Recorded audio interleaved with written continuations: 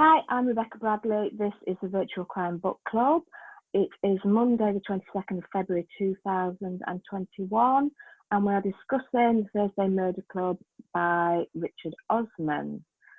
There will be spoilers, so if you're watching this after the event, please bear that in mind before you go ahead and watch the full video, if you're planning to read the book, because we're not going to hold ourselves back. We're going to talk about the whole book. So, as usual, did you enjoy the book? Yes. I did. Yes. Yes. This was a very popular choice, wasn't it? And It voted won by a overwhelmingly. landslide, Yeah. Yes, it did. So that's a good point. It was really popular. So the people that voted for it, did you enjoy it as much as you thought you were going to enjoy it? No, I didn't. No, Lynn. No, I didn't actually. I enjoyed it, but I really had to work at reading it. Mind you, I was reading something else at the same time, which might have, and it was very similar. So that might have made a difference. But I don't think I enjoyed it as much as the hype. I thought with the hype on it, there's such a lot of hype, and I do like Richard Osman and everything else, and I expected it to be a little bit more, substantial. So is that what I mean? I mean more to it. It was, I didn't guess anything, I must admit. Well, I did one or two things, but no, it wasn't quite that I expected, although I did enjoy it. Yeah. What did people like about it? I have to say I liked the wit.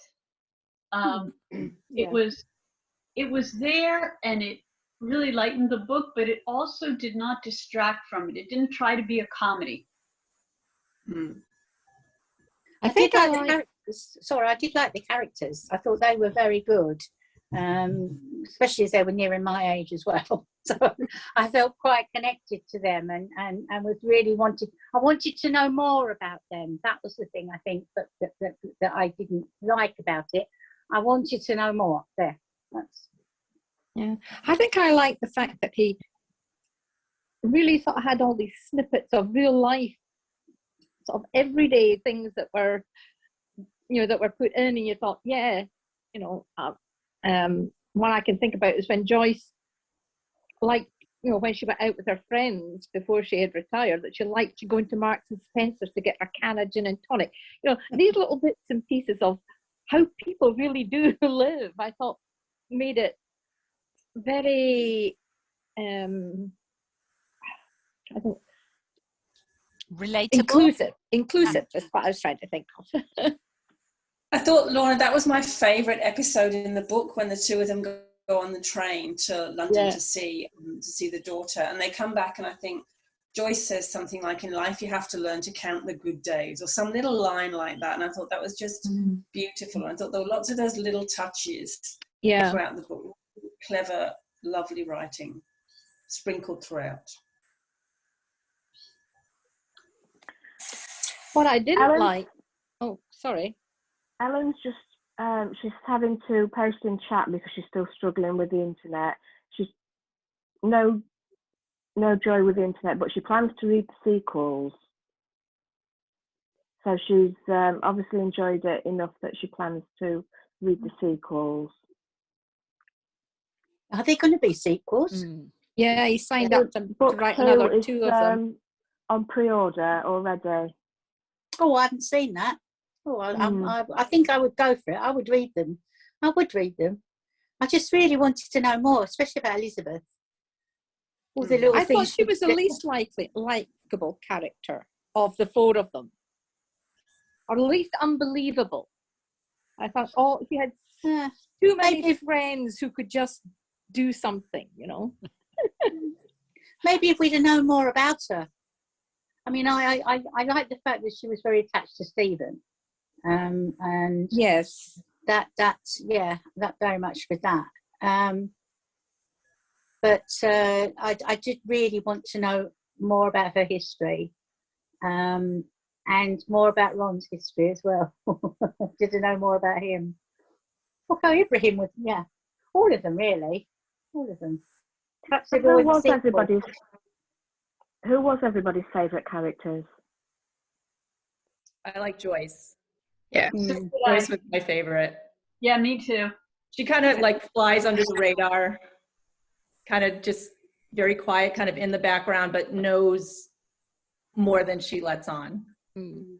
And she's kind of the social glue, isn't she? Mm-hmm. She's the one that's, you know, always calms things down and relates to people and so on. Yeah. And she's funny. It's easy to underestimate her, and I like that about her. Yeah. It's easy to underestimate her. I liked the young policewoman, actually. I thought she was, I really quite liked her. I thought she was very, very believable. Didn't think he was.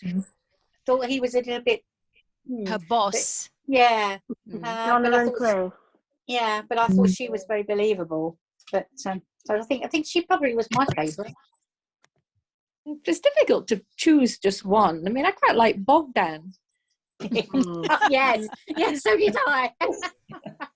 I listened to the audiobook, and at the end of the audiobook there was an interview with Richard Osman and Marion Keyes, and he says Bogdan has quite a big role in the next book. Good. So you'll like that, Lorna, if you like Bogdan. Yeah. You know, like I quite like most of the characters, to be honest. You know, I'm not actually trying to pick out a favourite. I'm just sort of suggesting another one I liked. Yeah, no, I thought and the relationship between them was very, very interesting. Yeah, and not sugar coated, you know, because they sometimes got annoyed with each other and, you know, started competing with each other or whatever, you know. So it was quite believable, I thought. Yeah, and of course they weren't friends, were they? They weren't friends as such. I don't know what they were, but they weren't friends. As she says at the beginning, I think, hang on a minute. Well, what are you then? The club. Right, this is the first time I have book club questions that I found online. I always look for them, you know, and sometimes publishers create book club questions, and I found some for this book. So the book follows the four friends, Joyce, Elizabeth, Ibrahim, and Ron, solving the murder. The only first person point of view is Joyce's via her diary. Why do you think the author chose to show her perspective in such a way? I think it's already been said that she is the glue. And also the flying under the radar. If we saw her through the other character's eyes, we wouldn't really see her. Right. So she has to be first person to work in that way, I think. Elizabeth is so bossy, she kind of overwhelms everybody, it seems. So it would have to be, you know, Joyce in her own words, to see her personality come through, I think. Also, I think he deliberately wants to keep Elizabeth quite mysterious, so it couldn't be from her point of view. Ron, well, his son's a bit of a suspect, so we can't have it from his point of view. And I also wonder if maybe he's going to use one of the other of that group of four to narrate the next ones, whether he'd go there or whether he'll stick with Joyce. Maybe. Interesting. That would be interesting, wouldn't it? Yeah. I don't like it when it's written in the first person, though. I very rarely read a book if it's written in the first person. But this one I carried on with, because I don't think wasn't quite all of it in the first person. So, but no, I don't usually like it if it's first person present, and that really puts me off. You know, this is happening now, and I that puts me off. At least it was the first person, but it was past, I think. But I think it actually added to the charm the fact that we had it, because she was quite funny, and both deliberately funny but also sort of non-deliberately funny, you know, when she was making, yeah, exactly, when she was making some comments and things, and you kind of realized what was going on, and it was just charming and sweet and funny. So I quite like that contrast between the third person, where you actually realize what's going on, and then her interpretation of things as she's writing it. Yeah. Joyce was a nurse, Elizabeth was in the Secret Service, Ibrahim was a psychiatrist, and Ron was trade union leader. Who do you think was the most helpful in solving the crime? What strengths did they each bring to the table, and what were their weaknesses? There's a lot of questions there. Yeah. Go off and write a dissertation on that one. That's what I feel I'm doing with this. Yeah. Discuss. You haven't said at the end of it. Discuss. Who was most helpful? Discuss. And why? Oh. No, they all did. I think it's a case of individually they're strong, but together they're invincible. Yeah. You know, it's that sort of thing. It really took everybody's different talents, perspectives to make it work. But it was Elizabeth's sort of clarity of mind that brought the whole thing together, wasn't it? With her what do you call them, contacts, wasn't it? Yeah. Very much. Yes, but also at the end, she was the one who saw the solution, wasn't she? Am I right in that? I read it very fast. I think you're right, but I also think they complement each other. So that, yes, maybe she has the key, but I think the book would have been less if it hadn't been all of their efforts working together. Oh, definitely agree. Sorry, I was trying to answer the question, which was the most important, or the most the key. But I totally, absolutely agree with you, Margot. There's no doubt that without each of the individual contributions, none of it would have worked, which I think was the, you know, Richard Osman's cleverness in constructing the characters that had to kind of work together and fit together like a key to unlock the whole thing. I mean, that was part of the charm of the whole book, I think, for me. I wonder which one was his aunt. Because that's where we got the idea, wasn't it, visiting his aunt. And I'm thinking, all the way through it, I was thinking, I wonder which one he thinks of as his aunt. Which one is put, you know, is his aunt portrayed. But he didn't say, so. Did you think PC Donna and DCI Chris were a good team? I think they were a good team, but I suppose I perhaps didn't enjoy this book as much as some of you, because I prefer more gritty, realistic books. So I think they made a good team for an enjoyable, light book, but it wasn't realistic. Yeah, I would agree with that. That they were totally sort of not police people at all. I mean, even Donna, you would be hard put to say that she was a convincing policewoman, you know. But they had their own charm as their relationship developed as well. You know, so towards the end of it,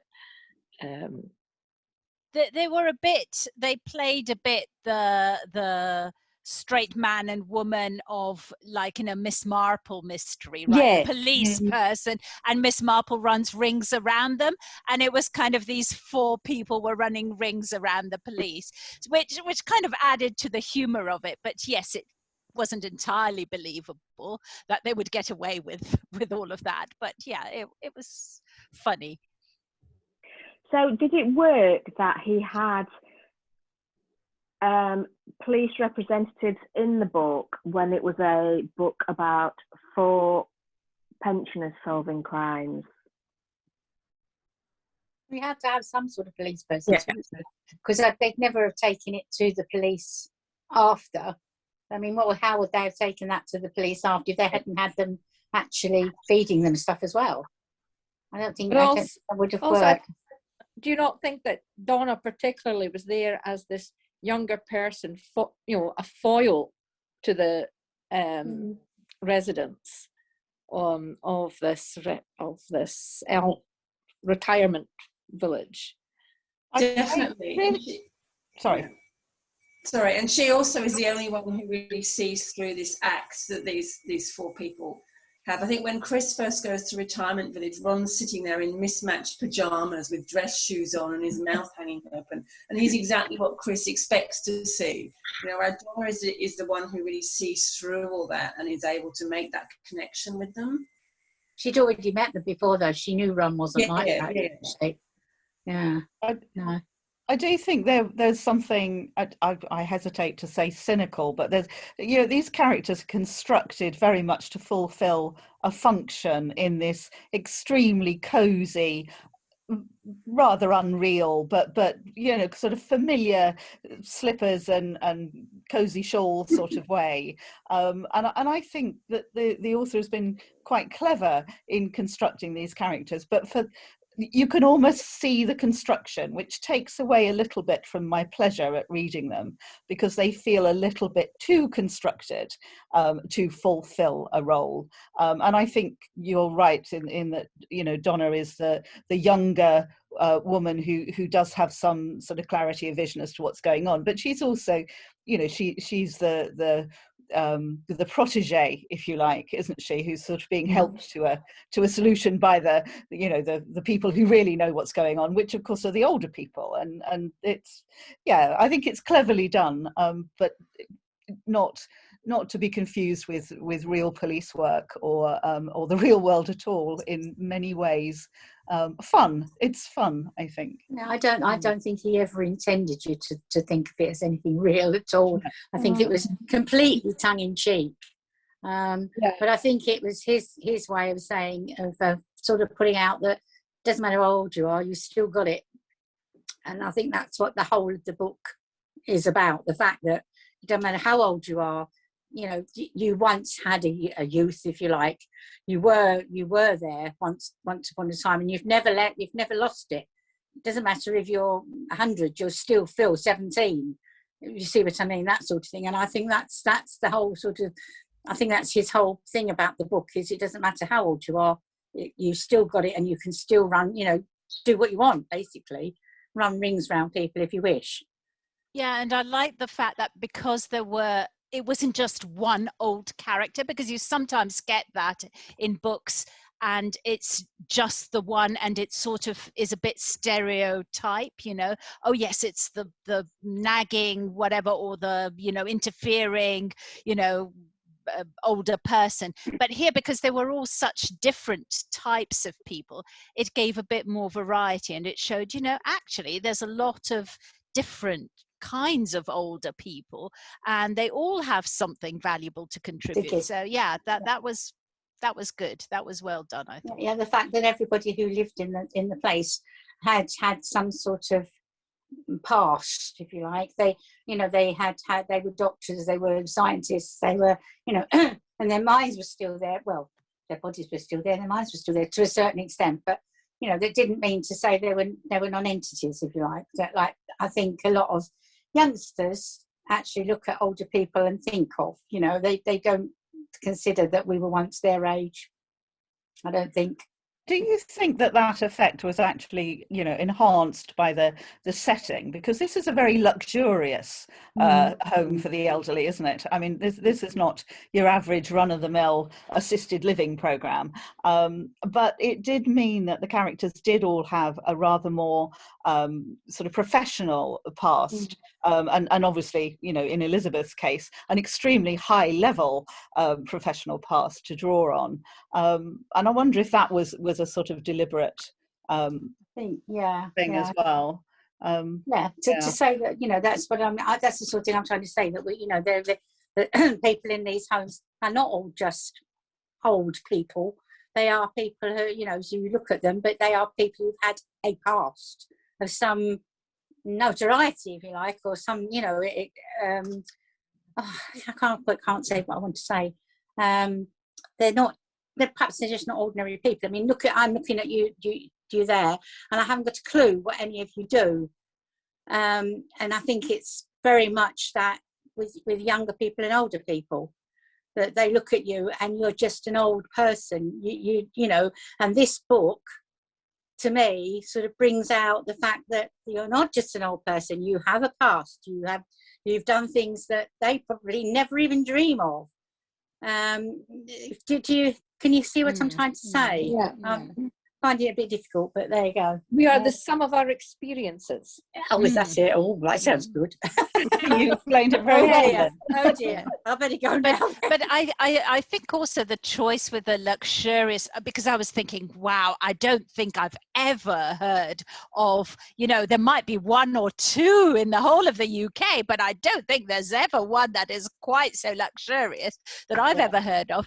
And I was thinking, isn't that kind of part of the escapism of it, because it is pure escapist fiction, isn't it? Yeah. Just to be enjoyed and cozy and funny. Definitely. And yeah.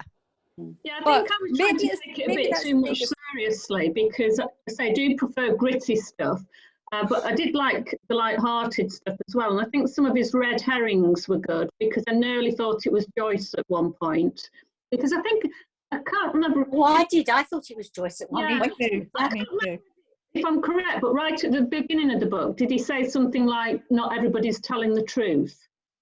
Yes, there were sort of hints that Yes. that she was not being completely truthful about Yeah. things. So it was the definite deliberate red herring going in there.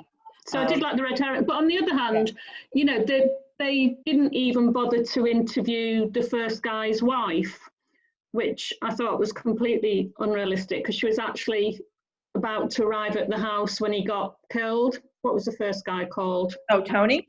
Yeah. He had a wife, and she was mentioned. And, you know, usually in detective, they're the first person who's interviewed. But, you know, then I had to keep thinking, it's not real life. These characters are quite stereotypes. You know, just read it for what it is, really. And I can see, you know, a TV programme coming out, a kind of comedy detective TV program coming out, and, you know, thinking who will play the different characters.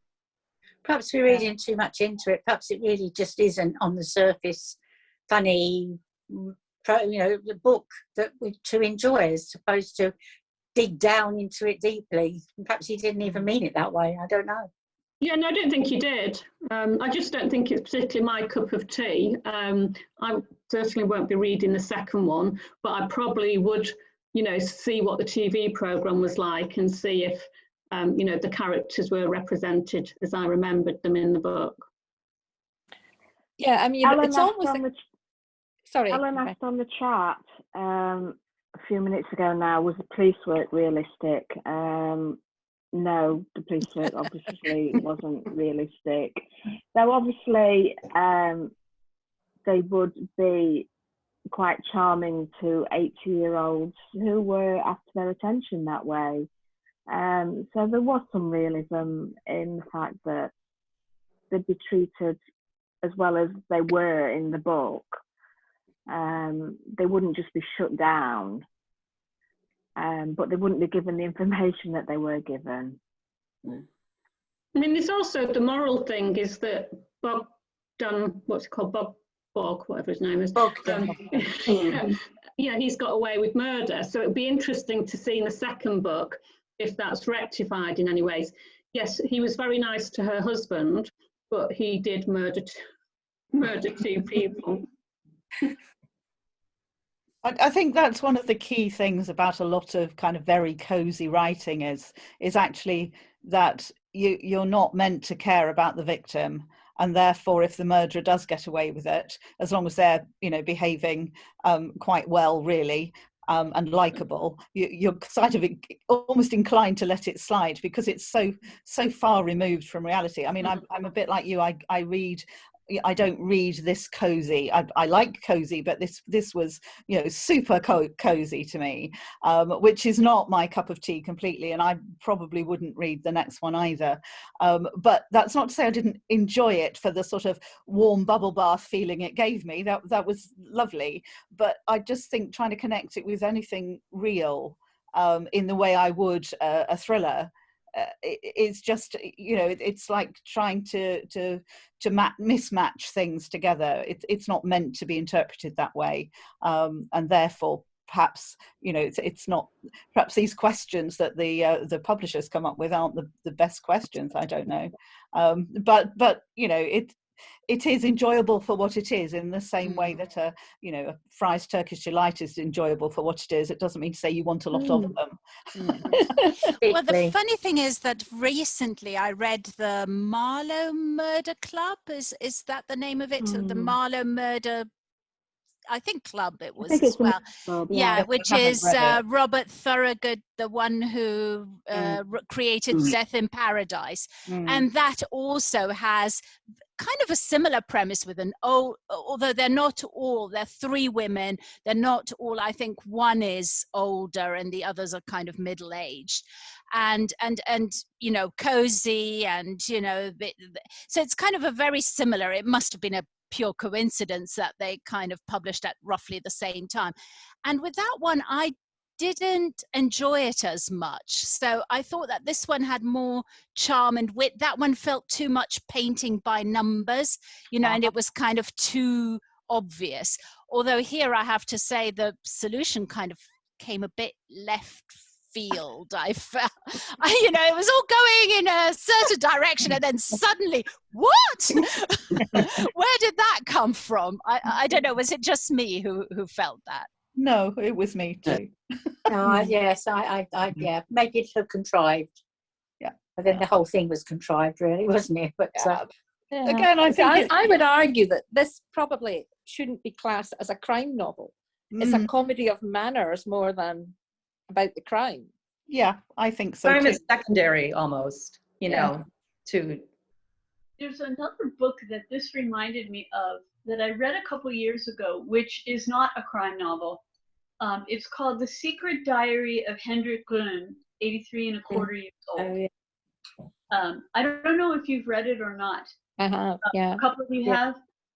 I don't want to go off track, but I will say that, like this one, it has a group. It takes place mostly in a care home, and it's about the interactions. As I say, it's not a crime novel, but in some ways, I think it is more realistic than this one was. But I thought there were several similarities. As soon as I started reading The Thursday Murder Club, I thought, oh, wow, that's just like Hendrik. I think the thing is that it's not a care home. I mean, it's nothing like one. No. And it's definitely, as you say, high end. It's for professional people. I thought it was quite witty. I thought it was very insightful for some of the characters. And I was a bit taken aback towards the end when some of the solutions came up. I wasn't expecting that. I thought we were going in one direction. Suddenly I found myself being thrown in another. I enjoyed it. It's light. It's a very light read. It's something we all need at the moment, I think. Don't you think, Jackie? Something light, something we can just look at and read and enjoy and not have to think about perhaps too much. Yeah. I think there were threads of poignancy though through it though. You know, I mean, they dealt with like loss and death and regret. I mean, there was all that kind of woven through the whole thing, I felt like. And dementia and for sure. Yeah, there was, wasn't there? Yeah. You didn't shy away from it. And I have to say, I tend to be very anti-celebrity writing, because I think, oh God, you know, here's another celebrity who thinks they can write, you know, blah, blah, blah. But actually it was not badly written at all, you know. So he's obviously quite an intelligent person. So it was a pleasant style that, you know, it didn't feel like, oh, it's a ghostwriter has written it for him or anything like that. So it was quite personable. Yeah. Well, I mean, his personality came through, because I do watch the quiz program sometimes on BBC Two, and he's always coming up with these quips. And you can see the same style of quips and, you know, witticisms in the book. So it did make me laugh quite a few times and smile. It did make me smile quite a lot. And I I watched some of the quiz programs as well. And I think I was mildly disappointed that that we didn't get a bit more of that. because I kind of, he is a very witty man. He's obviously got, a great way with repartee and off-the-cuff remarks, and he has a wonderful observational humour. And some of it was in there, but I kind of wanted more of that. I wanted more of him, and perhaps that comes down to a celebrity writer. And I thought that, yes, he can write, Marina. I think you're absolutely right. He's a good, fluent, clear writer, and that helped. But I almost wanted a bit more of his personality in it, because that would be why I was reading it, because he'd written it, not because of anything to do with the novel itself. And therefore, I thought a little bit more Richard Osman in it might have been a good thing. But, it's not pretending, I don't think, to be, great, weighty literature. It is what it is. And I think it's enjoyable for its own sake. But I probably wouldn't want to read too many of them, put it that way. Did any of you guess who had done it? No. No. I thought it was a husband. It could have been a husband, but I didn't really guess her. No, No, I didn't. I did think it was Joyce when she that last bit, the very last bit, when Joyce wasn't meeting them, and they were going to the home to see what was her name? What was the lady? Penny? Peggy? Penny? Penny. Yeah, Penny. They were going to see her and her husband. I thought I didn't realise that's where they were going, and I did think it was Joyce, and I thought that's why she's writing it. That's why it's written for her. And so when she turned up, I was quite relieved, actually, because I didn't want it to be Joyce.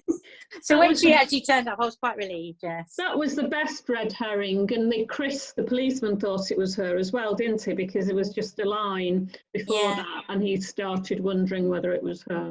Yeah. No, I think he manipulated us quite well, really. Yes, I think we were very, very manipulated. Usually I do not know who he is, but I've got a reasonable inkling.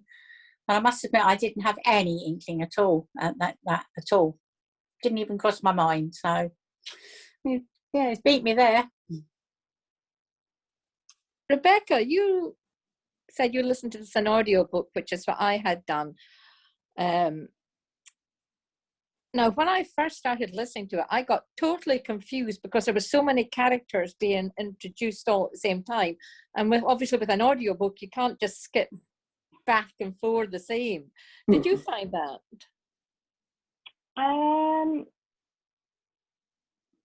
Yes, but I just kept listening. I tend to listen to my audiobooks on higher speed as well.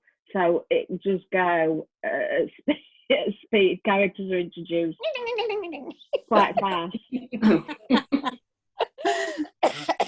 Sorry. So I just keep listening and hoping I'll pick them up again. Yeah, I mean, that's what I did, but it didn't, I felt it didn't lend itself to being an audiobook, till I was well into it, just because it was so confusing to begin with. I don't like audiobooks because I can't. No. I like to be able to go back to page. Oh, yeah. Well, hang on a minute. That did that. And I must admit, there wasn't anything in there. Usually, I mean, really annoys me when I'm reading a book, and I think, now, wait a minute, how did that get there when they didn't even mention it before? And I have to go back 3 or 4 pages, and which is very useful. That's why I like a Kindle, because you can actually go back to where all those bits are that you can actually go back there. But there wasn't anything in that where I felt that the time didn't quite match up, or the what they'd said didn't match up. I thought that was quite good. But I hate that when they do that. It really annoys me. I'd even stop reading the book because I just can't get my head around it. So if it was on audio, I'd be even worse. They've actually what type of audio book was it? Sorry. Sorry, Jackie. What did you say? The BBC Sounds thing, abridged. So I listened to that at the weekend, having never even gone into a Sounds app before. It was so abridged that you didn't get the humour, you didn't get the depth of the characters, and I was really disappointed. But anyway. a normal audiobook, it very much depends who reads them. I thought it was well read. You know, I thought the narration was good, and most of it came over. It was just at the until I'd actually got the characters established in my head, I thought, I don't know who's talking now. Who are we talking about now? You know, it just took a while to gel like that. But I think I might take Rebecca's tip of speeding them up a bit, because it did seem an awful long book as well. But I listened to it one time last year when you could still go to the gym, you know, and that's when I tend to listen to books. Oh, where? What? What's one of them? Leave the house. You will be able to again. Yeah, when you can leave the house and go into another building. I'm actually going to get a birthday this year. And my birthday is the first weekend that we're all going to be able to go together. I can see my children, my grandchildren. Don't count your chickens. No, shush, Let me look forward to it. Please let me look forward to it. Even if I'm disappointed, at least I've got something to look forward to now. Oh, well, I'll have to wait till tomorrow to see when we're up. Did you enjoy it, Rebecca? Did you enjoy it? Rebecca, did you enjoy the book? I was going to keep quiet on that one. Well, tell us why not then. Come on.